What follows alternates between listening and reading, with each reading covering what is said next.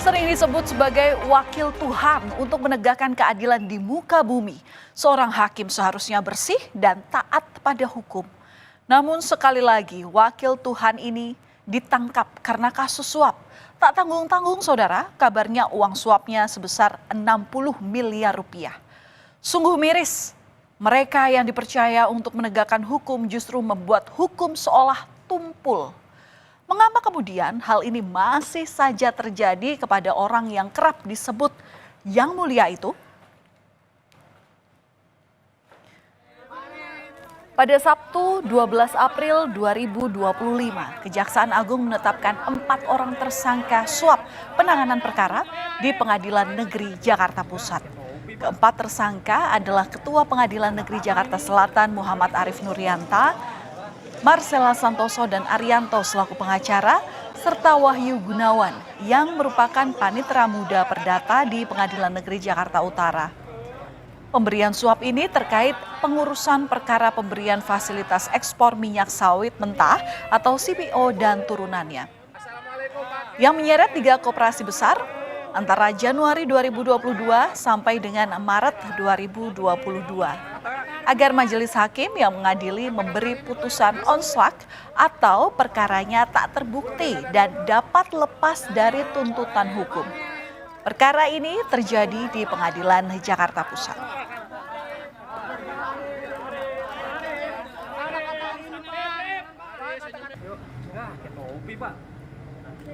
Adapun keempat orang tersebut masing-masing adalah: 1. Tersangka WG yang bersangkutan selaku panitera muda perdata pada Pengadilan Negeri Jakarta Utara. Jadi saat ini jabatan yang bersangkutan adalah panitera muda pada Pengadilan Negeri Jakarta Utara. Kemudian yang kedua, tersangka MS yang bersangkutan adalah seorang advokat. Kemudian yang ketiga adalah AR, juga sebagai advokat. Dan yang terakhir adalah MAN, yang bersangkutan saat ini menjabat selaku Ketua Pengadilan Negeri Jakarta Selatan. Dalam kasus ini, Ketua Pengadilan Negeri Jakarta Selatan Muhammad Arif Nurianta diduga menerima suap sebesar 60 miliar rupiah dari 2 tersangka lain, yakni Marcella Santoso dan Arianto selaku pengacara melalui perantara Wahyu Gunawan yang merupakan panitera muda perdata di Pengadilan Negeri Jakarta Utara. Suap ini terkait dengan pengurusan perkara pemberian fasilitas ekspor minyak sawit mentah atau CPO dan turunannya, yang menyeret 3 korporasi besar antara Januari sampai dengan Maret 2022 agar majelis hakim yang mengadili memberi putusan onslak atau dapat lepas dari tuntutan hukum. Perkara ini, saudara, terjadi di Pengadilan Negeri Jakarta Pusat. Namun mengapa Ketua Pengadilan Negeri Jakarta Selatan yang ditangkap? Kejaksaan Agung menjelaskan bahwa saat itu Muhammad Arif Nurianta menjabat sebagai Wakil Ketua Pengadilan Negeri Jakarta Pusat. Muhammad Arif Nurianta kemudian dilantik menjadi Ketua Pengadilan Negeri Jakarta Selatan pada 7 November 2024. Langkah Kejaksaan Agung tidak berhenti di situ saja. Setelah menetapkan 4 tersangka, Kejaksaan Agung juga menetapkan 3 orang hakim sebagai tersangka terkait dengan dugaan suap pengurusan perkara pemberian fasilitas ekspor minyak sawit mentah atau CPO yang menyeret 3 korporasi besar. Ketiganya adalah Juyamto selaku Hakim Ketua, Agam Syarif Baharudin, dan Ali Muhtarom selaku Hakim Anggota. Ketiganya saat itulah yang menangani kasus perkara ekspor minyak sawit mentah atau CPO di Pengadilan Negeri Jakarta Pusat. Menurut Kejaksaan Agung, saudara, ketiga hakim ini ditunjuk oleh Wakil Ketua Pengadilan Negeri Jakarta Pusat saat itu, yakni Muhammad Arif Nurianta. Kejaksaan Agung menduga ketiga tersangka ini menerima suap Muhammad Arif Nurianta sebesar 22,5 miliar rupiah. Suap tersebut diberikan agar putusan perkara 3 korporasi besar tersebut onslak atau putusan lepas. Namun yang kini menjadi pertanyaan, Dari uang 60 miliar rupiah yang diberikan pada Wakil Ketua Pengadilan Negeri Jakarta Pusat saat itu, Muhammad Arif Nuryanta, hanya sebesar 22,5 miliar rupiah yang sampai ke tangan para hakim. Lalu, kemanakah sisanya?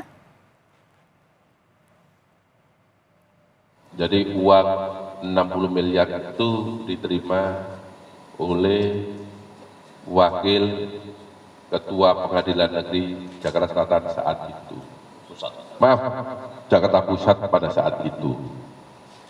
Kemudian tadi saya sampaikan berapa yang diberikan kepada 3 majelis hakim.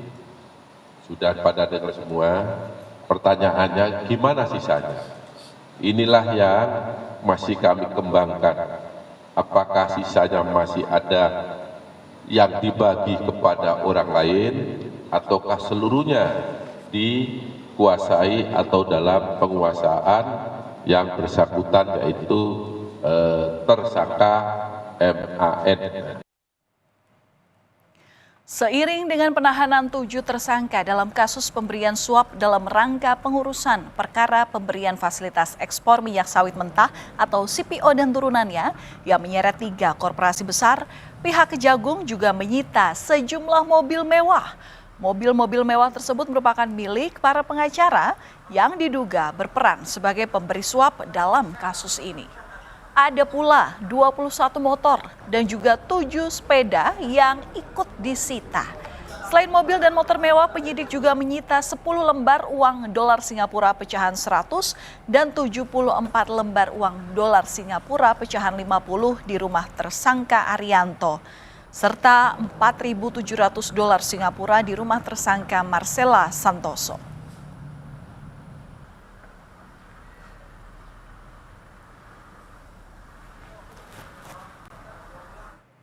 Kejaksaan Agung juga menyita uang miliaran rupiah di rumah Ketua PN Jaksel dan 3 hakim.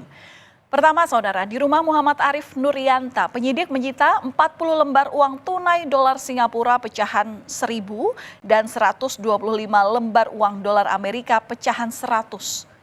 Kemudian di rumah tersangka Ali Muhtarom, penyidik menyita 360.000 dolar Amerika atau kalau dirupiahkan ini setara dengan 5,9 miliar rupiah.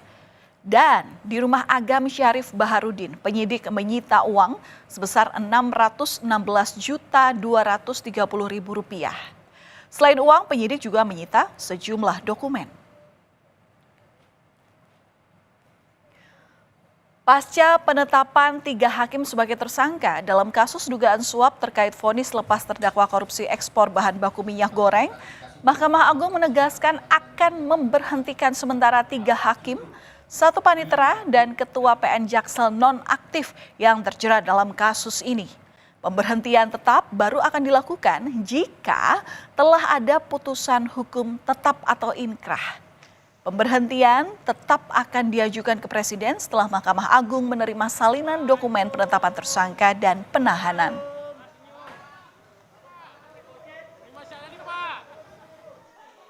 Mahkamah Agung menghormati proses hukum yang dilakukan oleh Kejaksaan Agung terhadap Ketua Pengadilan Negeri Jakarta Selatan dan Majelis Tipikor, Majelis Hakim Tipikor pada Pengadilan Negeri Jakarta Pusat.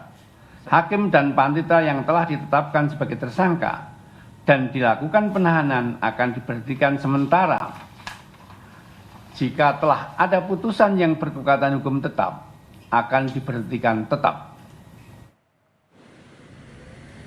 Sementara itu, juru bicara Komisi Yudisial Mukti Fajar Nurdewata menyebut akan melakukan penyelidikan mendalam guna menelusuri dugaan pelanggaran kode etik dan pedoman perilaku hakim.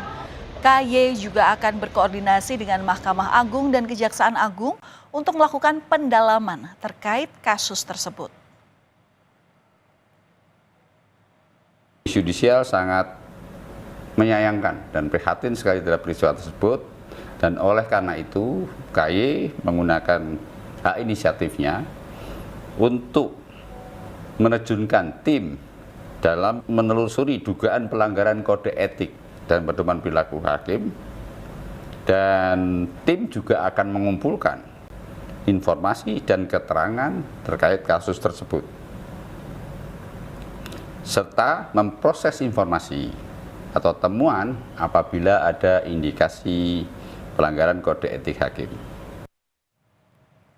Memang, Saudara, pihak Kejaksaan Agung menyebutkan bahwa uang sebesar 60 miliar rupiah itu diberikan oleh pengacara terdakwa melalui tersangka Wahyu Gunawan kepada Ketua PN Jaksel.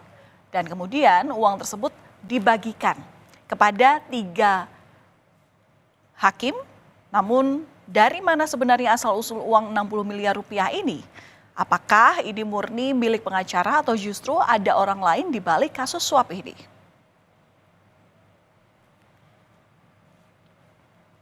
Dan masih segar dalam ingatan kasus serupa yang terjadi di Surabaya, Jawa Timur. 3 hakim ditangkap, Saudara, karena diduga menerima suap. Mereka adalah Erin Tuah Damanik, Heru Hanindyo, dan Mangapul. Mereka ini adalah hakim yang memberikan vonis bebas kepada anak mantan anggota DPR yang terlibat penganiayaan, yakni Gregorius Ronald Tanur. Kalau kita mundur ke belakang, Saudara, pada 23 Oktober 2024, hakim yang menangani kasus Ronald Tanur di PN Surabaya ditangkap dan langsung dibawa ke gedung Kejaksaan Tinggi Jawa Timur. Mereka adalah Erin Tuah Damanik, Heru Hanindyo, dan Mangapul. Ketiganya diduga menerima suap dan atau gratifikasi terkait dengan penanganan perkara tindak pidana umum di Pengadilan Negeri Surabaya atas nama terdakwa Ronald Tanur. Sementara di Jakarta, Kejaksaan menangkap 1 orang berinisial LR yang berprofesi sebagai pengacara. LR ini diduga sebagai pemberi suap dan atau gratifikasi. Kejaksaan Agung melihat ada indikasi kuat bahwa vonis bebas Ronald Tanur adalah karena ketiga hakim ini menerima suap dan atau gratifikasi dari LR.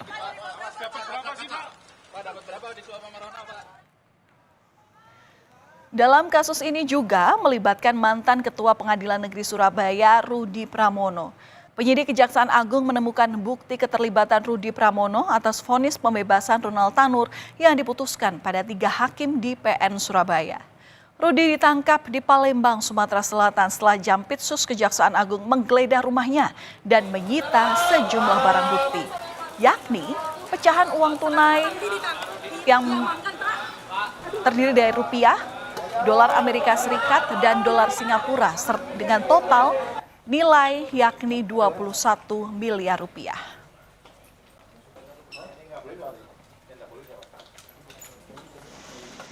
Tidak hanya ex-ketua Pengadilan Negeri Surabaya yang terlibat dalam kasus ini, mantan pejabat Mahkamah Agung Zaraf Rikar ini juga turut terlibat. Zaraf Rikar diduga menerima uang suap sebesar 5 miliar rupiah dalam bentuk pecahan uang asing. Suap ini untuk tetap menyatakan Ronald Tanur tak bersalah pada tingkat kasasi. Saat itu Zaraf Rikar menjadi perantara dalam kasus Ronald Tanur.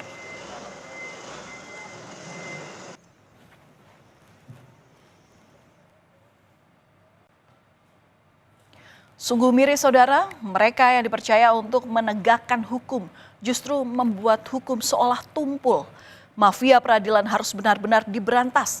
Karena jangan sampai kesucian peradilan kembali dinodai oleh orang-orang yang tak bertanggung jawab.